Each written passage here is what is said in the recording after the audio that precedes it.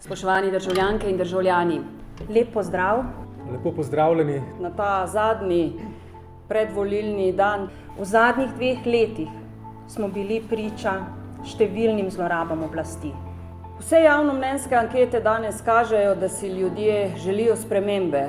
Čas je, da sodelujemo, čas je, da se povezujemo, da se poslušamo. Teh 5 strank tvori prihodnost Slovenije. Mi zremo v leto 2030. Po 24. bomo vrnili Slovenijo v normalnost in to s skupnimi močmi. In naslednja vlada bo trdna, močna, usmerjena v prihodnost in bo Jamstvo, da Sloveniji vrnemo normalnost, ki se bo zavzemala za to, da Slovenija po 10 letih končno dobi stanovanjsko politiko, da končno dobi podnebno politiko.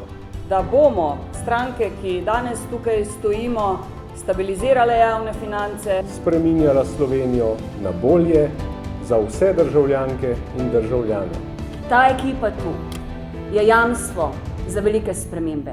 In to, kar vidite danes tukaj, to je nova levosredinska koalicija. In vem, da bo nedelja zmagovalen dan, nedelja bo zmaga za demokracijo. Zato je pomembno, da gremo na volitve in uveljavimo svojo ustavno pravico. Zato jaz pozivam državljanke in državljane, da pogledate še enkrat, kaj naše stranke predstavljajo, zakaj se zavzemajo in izberete tisto, ki vam je najbolj všeč.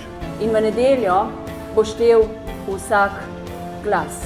Ne ostanite doma v nedeljo, pojdite na volitve, kajti če vi ne boste oddali glasu, to pomeni, da ga podarite nekomu drugemu.